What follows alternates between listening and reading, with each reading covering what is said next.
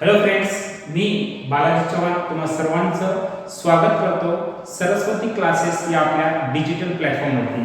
विद्यार्थी मित्रांनो, आज आपण नवोदयचा जो पेपर झालेला आहे, नवोदयचा प्रवेश परीक्षेचा जो पेपर झालेला आहे त्याचा आपण अंकगणितचं ॲनालिसिस घेणार आहोत, विश्लेषण।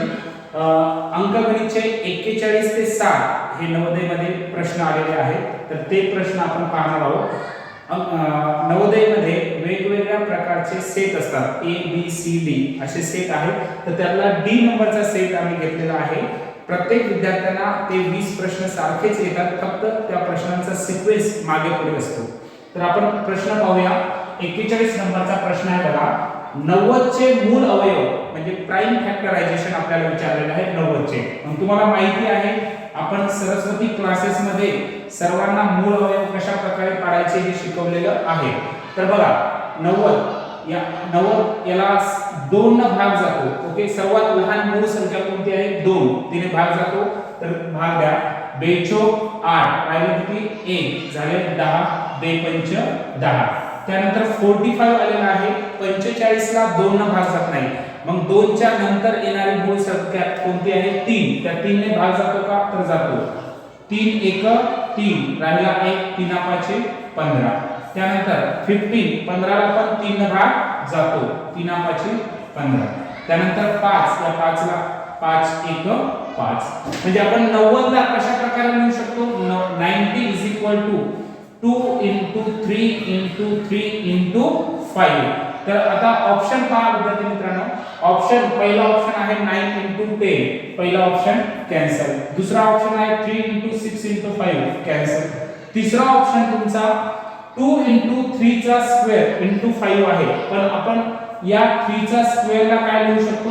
3 3 हा 5 ला 5। म्हणजे तुमचा जो 90 चे मूळ अवयव आलेला आहे, तर तो ऑप्शन कोणता आहे? Option number C. ठीक आहे, हे आम्ही डी सेट जो आहे त्याचा ॲनालिसिस पाहत आहोत। तर काही विद्यार्थ्यांना हाच प्रश्न 41 नंबरचा 45 50 नंबरला असू शकतो। ठीक आहे, त्यानंतर नेक्स्ट क्वेश्चन पाहूयात आपण। पुढचा क्वेश्चन बघा, पुढचा क्वेश्चन आहे 9432 divided by 1.25 is equal to तुम्हाला दिलेला आहे। आता आपण याला हे दशांश चिन्ह वगैरे आहे तर ते गृहीत धरू नका। तर काय आहे? Divided by 1.25 is equal to दिलेलं काय आहे? 7545.6। आता एक लक्ष द्या, आणि विचारलेलं आहे 9.432 डिवाइडेड बाय 12.5। ओके, आता ऑप्शन बघा सर्वांनी। ऑप्शन नंबर पहिला जो ए ऑप्शन आहे त्याच्यामध्ये दिलेलं काय आहे? भागाकार किती आला? 7.54। पण विद्यार्थी मित्रांनो, तुम्ही हे पॉइंट वगैरे कन्सिडर करू नका। जर समजा 9/12 असतं, 9/12, तर 12 ने 9 ला भाग जातो का? जात नाही। तर आपल्याला काय घ्यावं लागतं? 0 पॉइंट दशांश चिन्ह घ्यावं लागतं। मग शून्य दशांश इथं कुठे आहे ऑप्शन मध्ये? ऑप्शन ए मध्ये नाही, ऑप्शन सी मध्ये नाही, ऑप्शन डी मध्ये नाही, मग ऑप्शन नंबर काय तर बी। आणि सरस्वती क्लासेस मध्ये आम्ही अशाच प्रकारे विद्यार्थ्यांना शॉर्ट मध्ये कशा प्रकारे क्वेश्चन सॉल्व्ह करायचे, शॉर्ट ट्रिक कशा असतात हे आम्ही शिकवलेले आहे। विद्यार्थ्यांना बाय ऑप्शन कसं जायचं हे फक्त आम्ही वसमत तालुक्यामध्ये सरस्वती क्लासेस मध्ये शिकवल्या जातं। तर याच्यानंतर नेक्स्ट क्वेश्चन पाहूयात आपण। बघा, क्वेश्चन आहे भागाकाराच्या एका प्रश्नात जर भाजक बरोबर 51 दिलेला आहे, भागाकार 16 दिलेला आहे, आणि बाकी म्हणजे रिमाइंडर तुम्हाला काय दिलेला आहे? 27, आणि भाज्य विचारलेला आहे। आपल्या सर्वांना भाज्य बरोबर फॉर्म्युला माहिती आहे। भाज्य बरोबर काय असतं? भाजक गुणिले भागाकार अधिक बाकी। तर विद्यार्थी मित्रांनो, इथं आपल्याला भाजक दिलेला आहे, भाजक किती दिलेला आहे? 51, भागाकार काय दिलेला आहे तुम्हाला? 60, प्लस बाकी काय दिलेलं आहे? 27। ओके, आता इथे आपल्याला माहिती आहे पहिले काय करायचं असतो? गुणाकार, आणि नंतर काय करायची? बेरीज। मग 16 1 16 राहिले 16 1 16 6 5 1, आणि 16 पंच 80 1 81 प्लस 27। ओके 6 सा 1300 फीट 8 1 4 843 ऑप्शन कोणता आहे ऑप्शन नंबर ए याचा इथे ऑप्शन ए ठीक आहे त्यानंतर नेक्स्ट क्वेश्चन पाहूया आपण नेक्स्ट क्वेश्चन आहे बघा आता बेरीज करायची आहे आपण दशांश अपूर्णांकाची बेरीज दशांश अपूर्णांकाची वजाबाकी हे सर्व शिकलेलं आहे तर बेरीज करायची आहे 1.1 1.01 1.001 0.01 11.01 आणि 111.1001 यांची आपल्याला काय करायची आहे बेरीज करायची आहे तर विद्यार्थी मित्रांनो पहिल्यांदा मी काय घेतो जी सर्वात मोठी संख्या आहे ती अगोदर घेतो 111.1001 आणि आपल्याला माहिती आहे बेरीज करते वेळेस जे दशांश चिन्ह आहे ते दशांश चिन्हाच्या खालीच आलं पाहिजे त्यानुसार हा घेतला त्यानंतर त्याच्याहून छोटी संख्या 11.01 घेतो त्यानंतर इकडे आता कोणतीही घेऊ शकता तुम्ही समजा मी हा घेतला 0.01 त्यानंतर 1.001 त्यानंतर 1.01 आणि 1.1 हे बघा दशांशच्या खाली दशांश घेतलेलं आहे आता इथे काही नाही म्हणजे काय असतं 0 0 0 0 0 0 0 आपण हे घेऊ शकतो ठीक आहे 1 1 1 अधिक 1 अधिक 1 3 1 1 2 दशांशला दशांश 1 2 3 4 5 1 1 2 125.2311 तर ऑप्शन नंबर तुमचा काय ऑप्शन काय येणार आहे ऑप्शन सी 125.2311 ठीक आहे तर या प्रकारे आपण क्वेश्चन सॉल्व्ह करू शकता नेक्स्ट क्वेश्चन पाहूया नेक्स्ट क्वेश्चन काय दिलेला आहे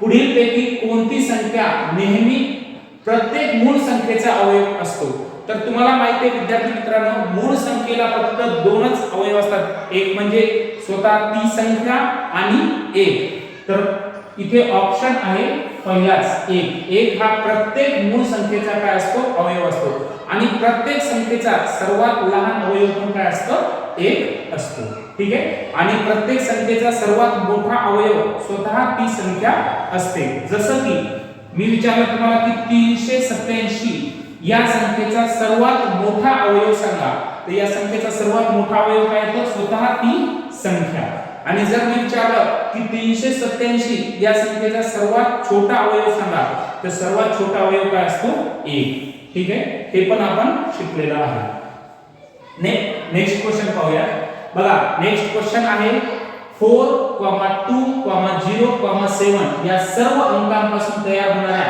मोठ्यात मोठी आणि लहानात लहान संख्येतील तफावत किती आहे ते विचारलेलं आहे तर बघा 4, 2, 0 आणि 7 यांच्यापासून तयार होणारी सर्वात मोठ्यात मोठी संख्या पहिले लिहून घेतो मोठ्यात मोठी संख्या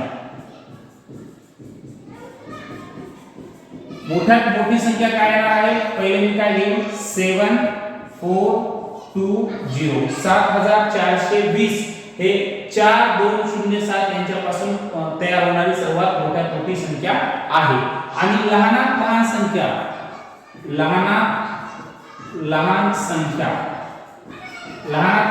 विद्यार्थी मित्रांनो सुरुवात आपल्याला 0 पासून करता येईल का नाही शून्यापासून जर सुरुवात केली तर ती काय होईल 3 अंकी संख्या बनेल मग मी सुरुवात करतो त्या शून्यापेक्षा मोठी दुसरी कोणती आहे 2 त्यानंतर 0 4 7 ओके 2047 ही लहानात लहान संख्या आहे आणि आपल्याला यातील काय विचारलेलं आहे या संख्येतील तफावत म्हणजेच फरक म्हणजेच आपल्याला काय करावे लागेल वजाबाकी करावी लागेल इकडे एक घेतला झाले 10 10 तून 7 गेले 3 इथे किती राहिले 1 इकडे घेतला 11 11 तून 4 गेले किती राहते 7 इथे 3 आणि 5 5373 तर 5373 ऑप्शन कोणता आहे ऑप्शन नंबर सी ठीक आहे त्यानंतर पुढचा शेवटचा क्वेश्चन पाहूया आपल्याला याच्यामध्ये 3 व्हिडिओ तयार करायचे आहेत 7 क्वेश्चनचे आणि शेवटचा 6 क्वेश्चनचा व्हिडिओ कारण खूप मोठा व्हिडिओ पण आपल्याला करायचा नाही बघा प्रत्येकी 300 ml च्या 17 पाण्याच्या बाटल्या आणि प्रत्येकी 130 ml च्या ज्यूसच्या 30 बाटल्या एका जगामध्ये रिकाम्या करण्यात आल्या आहेत, जगामध्ये एकूण किती लिटर द्रव्य मावेल? बघा विद्यार्थी मित्रांनो, 300 ml च्या किती बाटल्या आहेत? टोटल 17 बाटल्या. मग 300 ml गुणिले 17 करा, किती ml त्या पाण्याच्या बाटल्या होतील? 17 × 51, 5100 ml होईल. ओके, हे पाण्याच्या बाटल्यांचं होईल. पाण्याच्या बाटल्या किती झाल्या? 5100 ml. त्यानंतर 130 ml च्या किती आहेत? ज्यूसच्या 30 बाटल्या, म्हणजे 130 गुणिले 30 किती येईल? 3900 ml हे ज्यूसच्या बाटल्या होतील. ज्यूस 3900 ml आहे, पाणी आहे 5100 ml. ते पूर्ण आपल्याला कशामध्ये टाकायचं आहे? जगामध्ये टाकायचं आहे. म्हणजे हे मिक्स केल्याच्या नंतर 5100 ml आणि 3900 ml, तर टोटल किती होतं? 00 9 + 1 10 0 8 1 5 3 8 8 1 9 9000 ml होईल. तर 9000 ml. पण आपल्याला विद्यार्थी मित्रांनो इथे विचारलेलं काय आहे? जगामध्ये एकूण किती लिटर द्रव्य, हे लिटर मध्ये विचारलेलं आहे. आपलं आलेलं काय आहे? ml मध्ये आलेलं आहे. मग 1 लिटर काय असतं? 1 लिटर असतं 1000 ml. मग आपलं किती आहे? 9000 ml आहे, म्हणजे किती लिटर होईल? 9 लिटर. म्हणजे ऑप्शन नंबर बी करेक्ट आहे. अशा प्रकारे आपण नवोदयचं विद्यार्थी मित्रांनो जे आज पेपर झाला त्याचा एनालिसिस पाहिलेला आहे. अजून 2 व्हिडिओ येणार आहे आणि ज्या विद्यार्थ्यांना नवोदयचे क्लास लावायचे असतील तर आपली नवोदयची बॅच लवकरच सुरू होणार आहे. जे विद्यार्थी आता 4थी मध्ये आहेत आणि पुढच्या वर्षी 5वी मध्ये जाणारे विद्यार्थी त्यांच्यासाठी नवोदयची बॅच लवकरच सुरू होणार आहे. ठीक आहे, thank you very much, have a good day.